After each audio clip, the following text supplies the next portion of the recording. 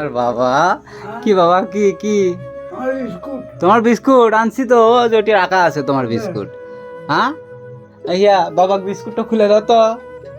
ইয়া বাবা বিস্কুটটা খুলে ওই বয়ামের মধ্যে দাও।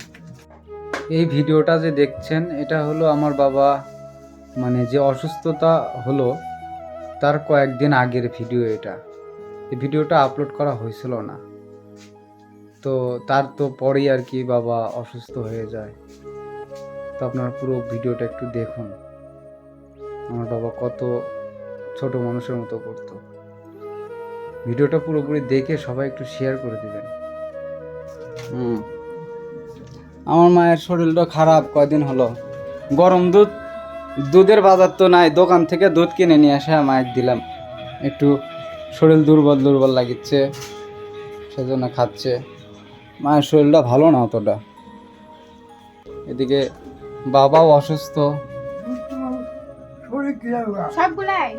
অর্ধেক দাও। আচ্ছা থাক, ওই কয়েকটার মধ্যে থাক, ওই কোটার মধ্যে থাক। দুধ মা খাচ্ছে। হ্যাঁ মাইক দিছি। হ্যাঁ তোমার দুধ খাওয়া যাবে না তো।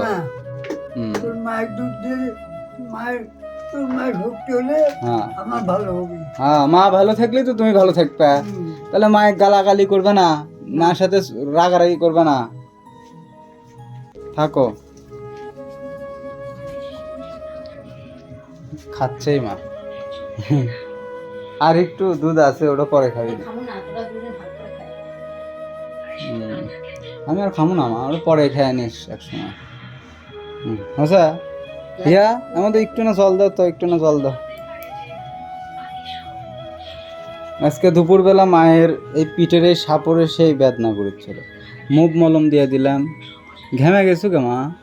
হ্যাঁ গরম দুধের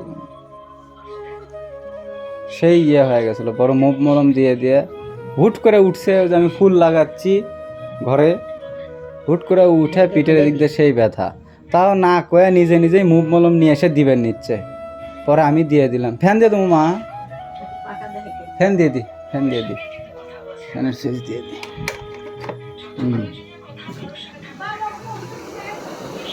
শুয়ে পর, শুয়ে পর, একটু একটু পরে খাওয়া দাওয়া করিস আমার। হ্যাঁ হ্যাঁ আমার খাওয়া দাওয়া দেরি আছে। না খাওয়া দাওয়া দেরি আছে।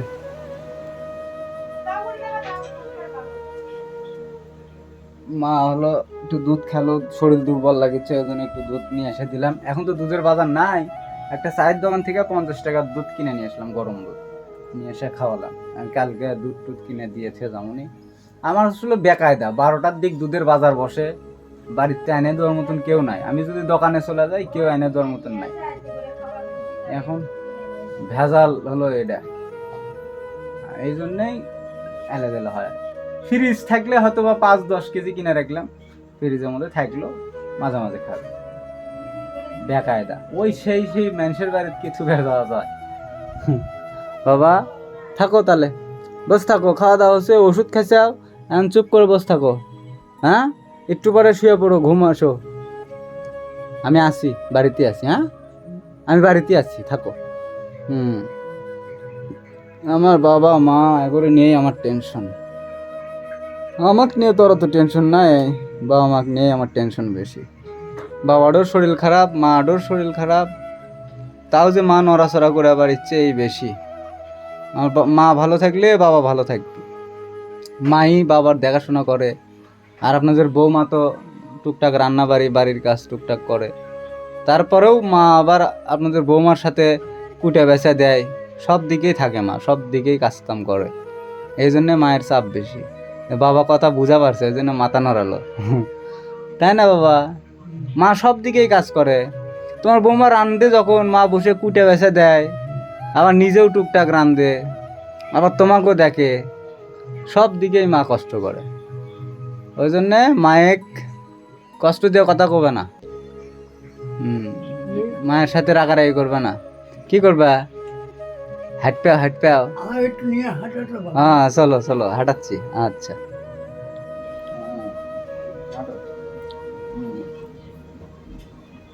আমার বাবা শখ করছে হাঁটতে। চলো হাইটে আমার ঘরে যাবে না ওই ঘরে যাবে আগে? তোমার ওই ঘরে যাবে? আচ্ছা চলো।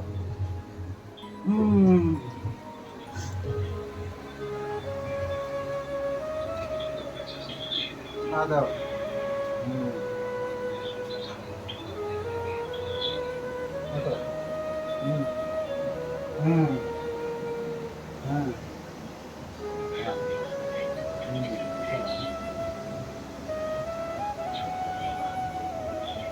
আমার বাবা আজকে ইচ্ছা করে হাঁটতে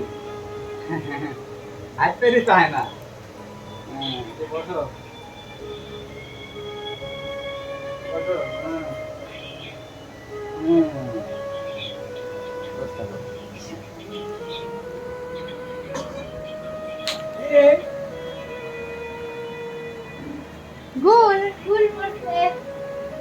গুল পড়ে গেছে মাথায়।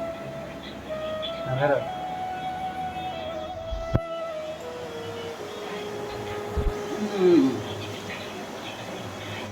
বসে থাকো। যখন যাবার মন যায় আমার পুরো ওই ঘরে নিয়ে তেমনই।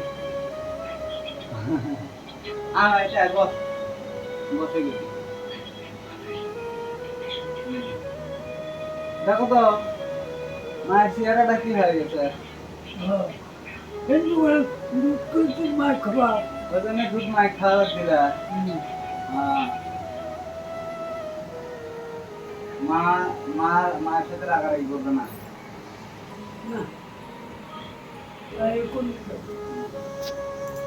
থাকো বস থাকো।